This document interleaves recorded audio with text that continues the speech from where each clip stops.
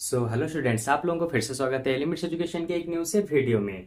तो जैसा कि आप लोग जानते ही हैं कि इसके पिछले ही क्लास में हम लोगों ने क्लास 9 के सर्कल्स वाले चैप्टर को स्टार्ट किया था। और इसका पिछले ही क्लास में मैंने बहुत सारे थ्योरम्स के बारे में ऑलरेडी समझा रखा हूँ। ठीक है, अगर आप लोगों ने उन क्लासेस को अभी तक अटेंड नहीं किया तो जल्द से जल्द उसे अटेंड कर लीजिए, क्योंकि आज बचा कुचा जो भी सारे थ्योरम है आज मैं कराऊंगा और ये पूरा का पूरा चैप्टर का इंट्रोडक्शन क्लास आज ही खत्म हो जाएगा। ठीक है, अगर आप लोगों ने प्रीवियस वीडियो नहीं देखा होगा तो इसे समझने में आपको थोड़ी सी दिक्कत आ सकती है। ठीक है, तो देखो थ्योरम 9.6 तक हम कर चुके थे। अब देखेंगे थ्योरम 9.7 में उसने क्या दिया है।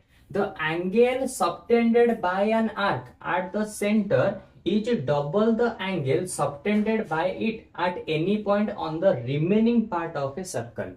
मुझे पता है इसको समझने में आपको बहुत ज्यादा दिक्कत आई होगी। सिंपल से लैंग्वेज में इसमें उसने क्या कहा है, देखो इसने कहा है मान लो तुम्हारे पास एक सर्कल है और यहाँ पे एक आर्क इस तरह से दिया है। ये है आर्क, ये है छोटा सा आर्क।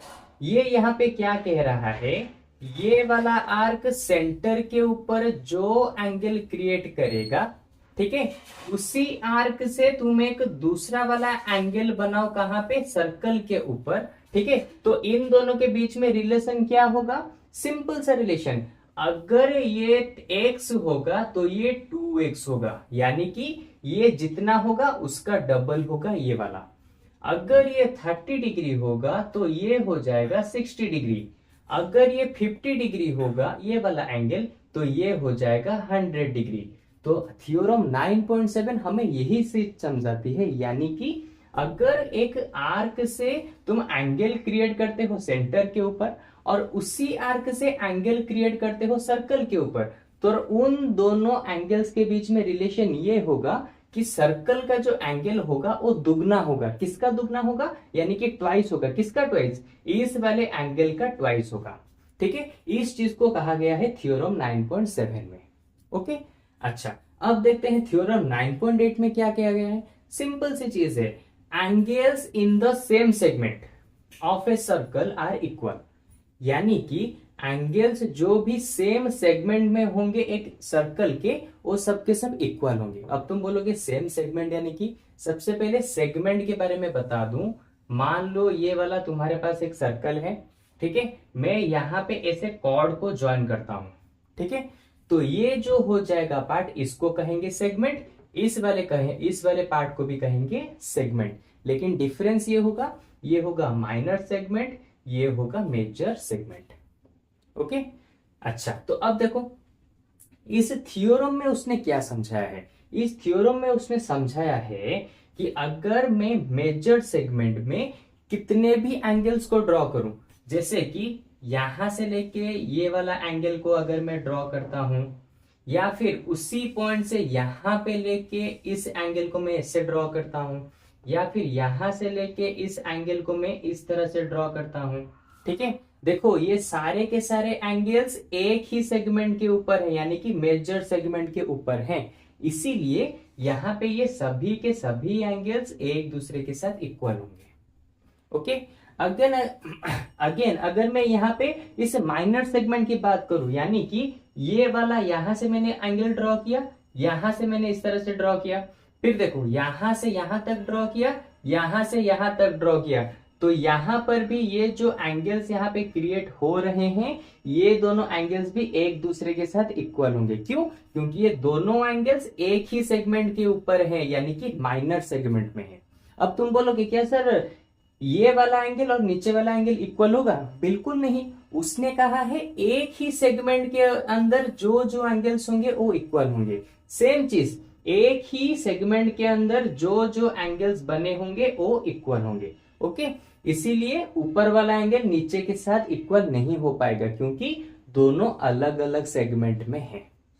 ठीक है, तो चलो ये तो हो गया थ्योरम 9.8। अब इसको इरेज करके अभी जो इसका नेक्स्ट वाला थ्योरम है उसको मैं अभी लिख देता हूं। ठीक है, और उसको भी फटाफट से खत्म कर देते हैं और बढ़ते हैं हमारे क्वाड्रिलेटरल यानी कि साइक्लिक क्वाड्रिलेटरल की तरफ। ओके, वो बहुत इंटरेस्टिंग चीज है, उसके बारे में अभी समझेंगे। लेकिन थ्योरम 9.9 सर्कल का एक लास्ट वाला थ्योरम बाकी है, उसको समझ लेते हैं। ठीक है, उसके बाद 9.10 और 9.11 लास्ट, ये दोनों भी बाकी हैं, उनके बारे में भी बताऊंगा। लेकिन अभी देखेंगे 9.9 थ्योरम को। ठीक है, वो थोड़ा सा बड़ा सा थ्योरम है, उसको जरा अच्छे से समझना है यहाँ पे। ठीक है, चलो। तो देखो थ्योरम 9.9 में उसने क्या कहा है, if a line segment joining two point subtends equal angles at two other points lying on the same side of the line containing the line segment, the 4 points lie on a circle।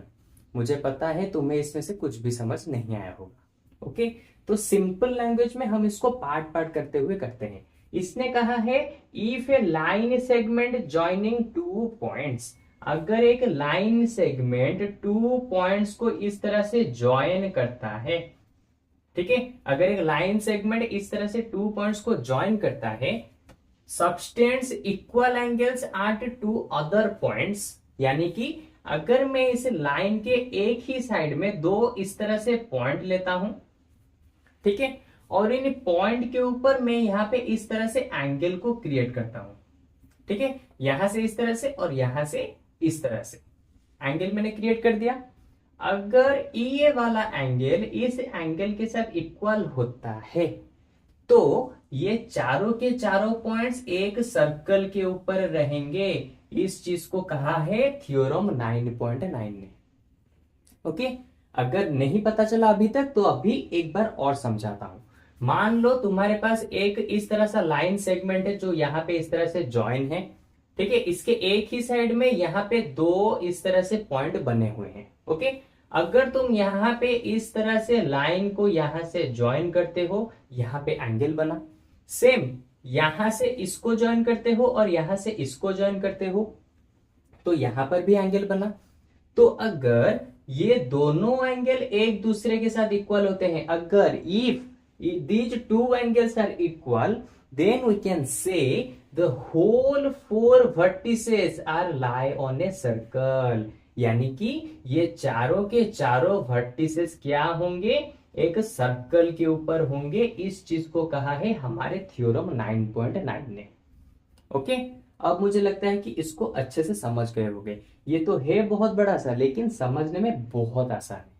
ठीक है, अच्छा, अब देखो ये तो हो गया theorem 9.9 जिसमें कि हम सिर्फ सर्कल के बारे में बात कर रहे थे। अभी जो हम करेंगे साइक्लिक क्वाड्रिलेटरल, यानी कि इस साइक्लिक क्वाड्रिलेटरल के ऊपर भी दो थ्योरम है, उसको समझेंगे। लेकिन यहाँ पे डिफरेंस बस इतना सा है, साइक्लिक क्वाड्रिलेटरल में होता क्या है पहले उसको देखेंगे। ठीक है, अभी तक हम सिर्फ सर्कल के बारे में कर रहे थे, अभी हम करेंगे एक सर्कल के अंदर एक क्वाड्रिलेटरल होगा, उसके ऊपर दो थ्योरम्स दिए हैं, उसको समझेंगे। ठीक है, लेकिन साइक्लिक क्वाड्रिलेटरल के बारे में पहले जानेंगे ये क्या होता है, उसके बाद उन दोनों थ्योरम्स को समझेंगे। उसने कहा है ए quadrilateral is called cyclic if all the four vertices of it lie on a circle। यानी कि एक क्वाड्रिलेटरल को साइक्लिक कब कहेंगे, अगर एक सर्कल के अंदर इस तरह से क्वाड्रिलेटरल बना हुआ है। ठीक है, इस तरह से क्वाड्रिलेटरल, कोई भी क्वाड्रिलेटरल बना हुआ है जिसके चारों पॉइंट्स सर्कल के ऊपर हैं, तो इस तरह के क्वाड्रिलेटरल को कहा जाएगा साइक्लिक क्वाड्रिलेटरल।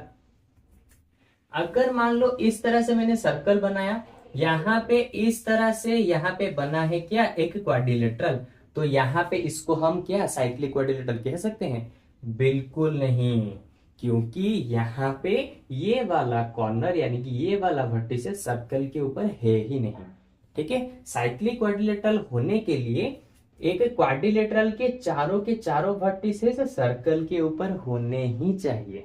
ठीक है, तभी जाके हम उसे एक साइक्लिक क्वाड्रिलेटरल कह सकते हैं। सिंपल। ठीक है, तो चलो इसको अभी मैं इरेज करके साइक्लिक क्वाड्रिलेटरल के ऊपर दो थ्योरम से उनको लिख देता हूं, और फिर जल्द से जल्द इस वाले मतलब कि इन थ्योरम्स को यहां पे खत्म कर देते हैं। ओके, तो चलो, तो देखो थ्योरम 9.10 और 9.11 ये पूरा का पूरा बेस है किसके ऊपर, साइक्लिक क्वाड्रिलेटरल के ऊपर ये बेस है। ठीक है, और इस थ्योरम का कन्वर्स थ्योरम होगा ये वाला, जिससे हम लोगों ने ऑलरेडी 9.2, 9.1, 9.3 इन सारे कन्वर्स थ्योरम को पढ़े थे। बिल्कुल सेम तरह से इस थ्योरम का कन्वर्स यानी कि उल्टा थ्योरम होगा ये वाला। ठीक है, उल्टा यानी कि उसको कन्वर्स थ्योरम कहा जाता है। ओके, तो देखो सबसे पहले उसने कहा है the sum of either pair of opposite angles of a cyclic quadrilateral is 180 degree. यानी कि अगर तुम्हारे पास एक साइक्लिक क्वाड्रिलेटरल है, इस तरह से मान लो तुम्हारे पास एक साइक्लिक क्वाड्रिलेटरल है, ठीक है, इसका नेमिंग कर देता हूं ABCD। अगर इस तरह का तुम्हारे पास एक साइक्लिक क्वाड्रिलेटरल है तो ये थ्योरम ये बता रहा है कि इसके ऑपोजिट एंगल्स को प्लस करोगे तो 180 डिग्री मिलेगा। यानी कि उसने कहा है अगर तुम्हारे पास साइक्लिक क्वाड्रिलेटरल है, ठीक है, इफ अगर तुम्हारे पास साइक्लिक क्वाड्रिलेटरल है तो इसका मतलब ऑपोजिट एंगल को मिलाओगे कितना मिलेगा 180 डिग्री। सेम इन दोनों ऑपोजिट एंगल्स को मिलाओगे मिलेगा कितना 180 डिग्री। ठीक है, ये वाला थ्योरम हमें ये चीज बताती है। ओके, ठीक इसका उल्टा बताती है ये वाला थ्योरम यानी कि converse theorem. If the sum of a pair of opposite angles of a quadrilateral is 180 degree the quadrilateral is cyclic. यानी कि अगर तुम्हारे पास किसी भी एक क्वाड्रिलेटरल के ऑपोजिट एंगल को मिलाते हो 180 डिग्री आता है तो उसको हम साइक्लिक क्वाड्रिलेटरल कहेंगे।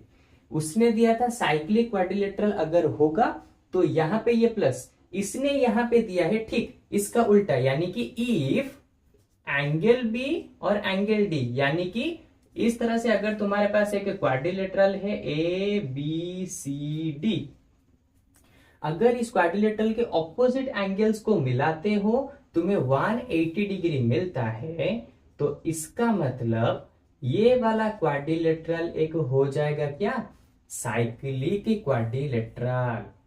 ठीक है, साइक्लिक क्वाड्रिलेटरल।